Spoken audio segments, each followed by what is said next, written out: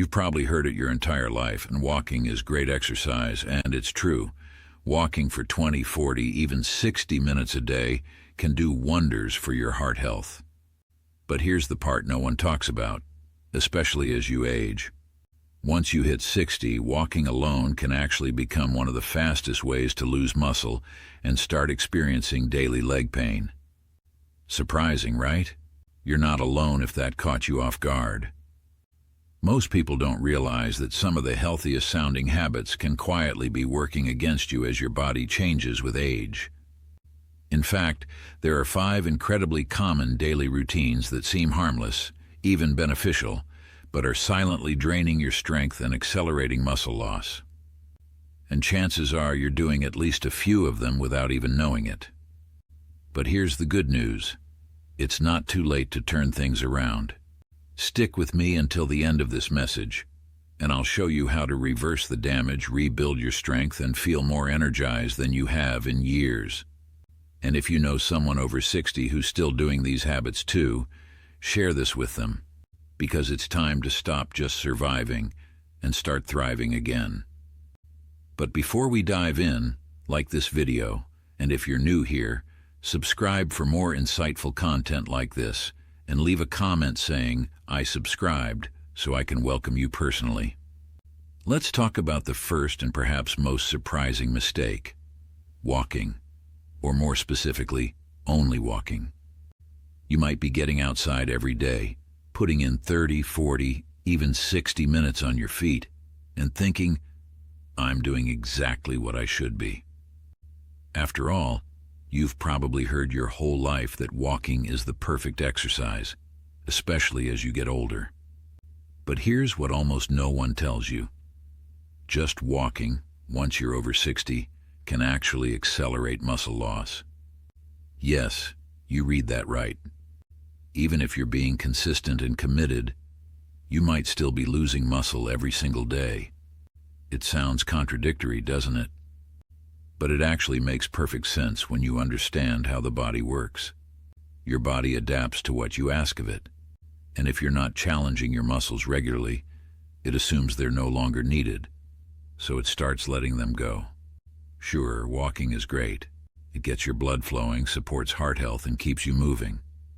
But it's a low-intensity activity, and light activity isn't enough to stop something called sarcopenia, the natural age-related loss of muscle mass. What happens then? Your legs slowly get thinner, your glutes lose their shape, your posture suffers.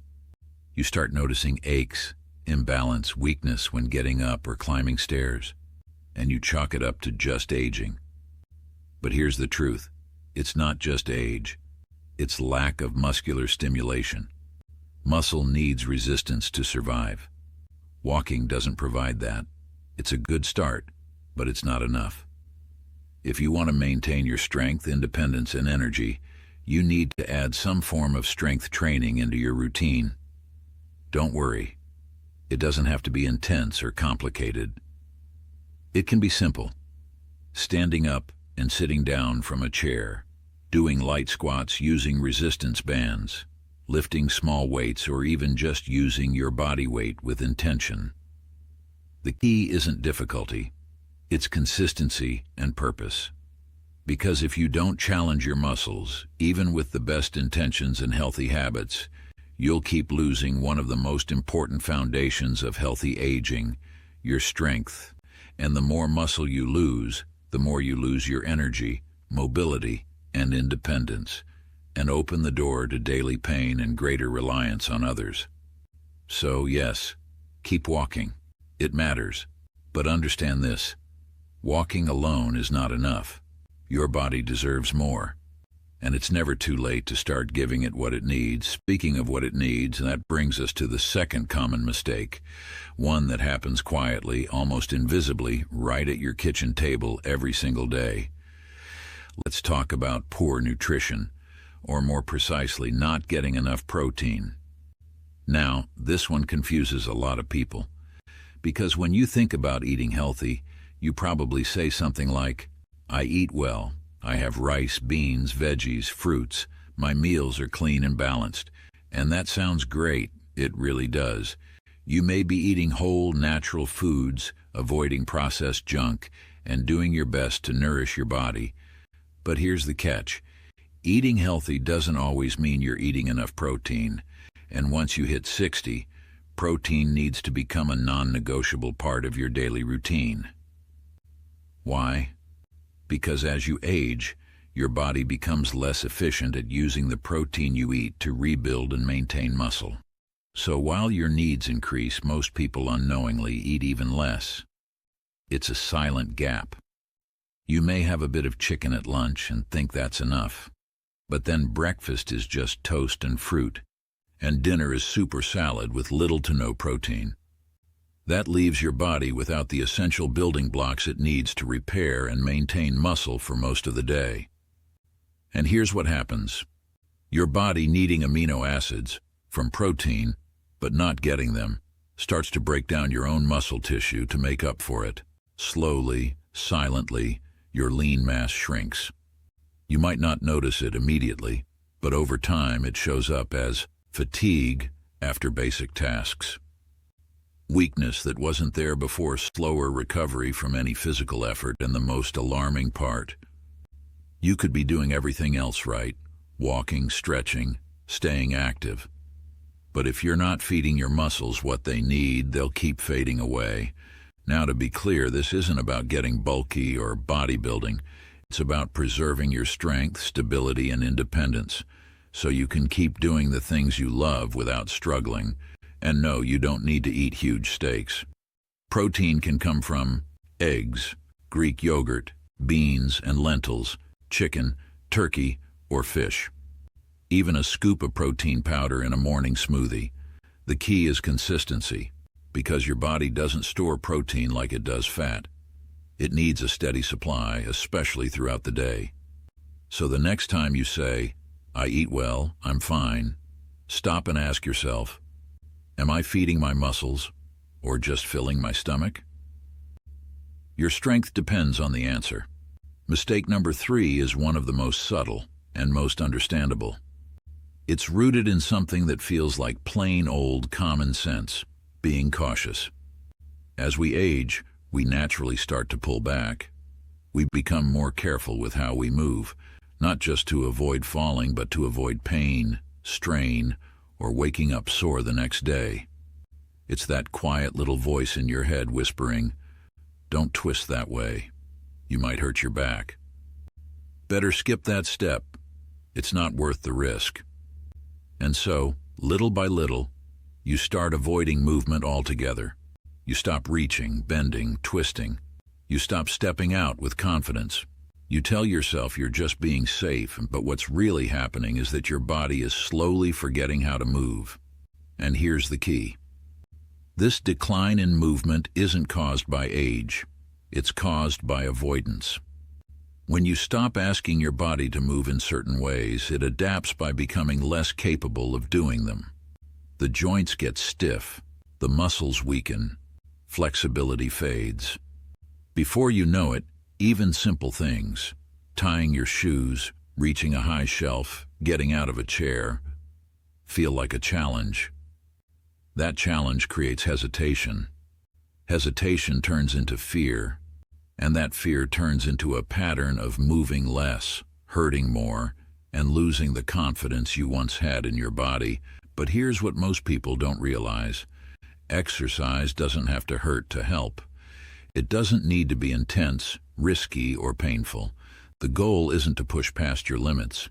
It's to remind your body how to move, to reintroduce gentle, controlled, confidence-building movements that make you feel safe and strong.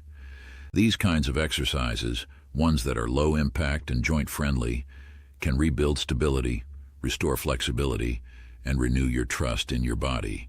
When practiced consistently, they change everything. You begin to move with ease. You stop bracing for pain. You feel more balanced, more capable, more like you again. So if you've been holding back out of fear, avoiding certain motions or activities, know this: staying still doesn't protect you. In fact, it makes your body more vulnerable. What does protect you is gentle, intentional movement. the kind that keeps your muscles engaged, your joints mobile, and your confidence alive. Have you stopped doing certain movements because of fear or discomfort? Drop a comment below and share one thing you wish you could still do with confidence. You're not alone, and with the right approach, you can get it back. The fourth mistake is one that slips under the radar for most people, because it hides behind the feeling of being productive. It's the belief that being busy equals being physically active. You might say things like, "I'm always on the go, I clean the house, run errands, cook, organize, I never stop." And you're right. That's movement. That's effort. That's staying on your feet. But here's the important truth. Being busy is not the same as being physically active. Yes, chores and daily tasks keep you moving, but they don't push your body in the way it truly needs. They don't strengthen your muscles, they don't improve your posture, they don't boost your balance or protect your joints. They keep you moving just enough to feel tired, but not enough to build strength. This creates a dangerous illusion, one we call disguised sedentary living. You're not sitting on the couch all day, but your body is still being underused. And when muscles aren't challenged, they shrink. When joints aren't mobilized, they stiffen. When strength isn't maintained, everyday tasks start feeling harder, and you might not even realize why. Slowly, you lose the ease you once had. That natural energy that carried you through the day fades. Even simple things like lifting groceries, getting out of a chair, or reaching a high shelf start to feel heavy. And here's the toughest part. This kind of passive movement is easy to justify. It feels like you're doing enough. It seems like you're staying active. But over time, the cost is real. Lost strength, decreased mobility, and fading resilience. Because after 60, maintaining independence isn't just about staying in motion, it's about purposeful motion. You don't need to train like an athlete, you don't need an intense gym routine, but you do need to carve out regular moments, even just a few times a week, where your body is gently challenged. Moments where your muscles are asked to work, your joints to move, and your balance to stabilize. That's what protects your strength. That's what keeps you mobile. That's what allows you to stay not just busy, but truly vibrantly active. The fifth mistake is one of the most overlooked, yet it quietly affects everything else you do. It's the belief that rest is optional and that stress is just part of getting older. You might not give much thought to your sleep.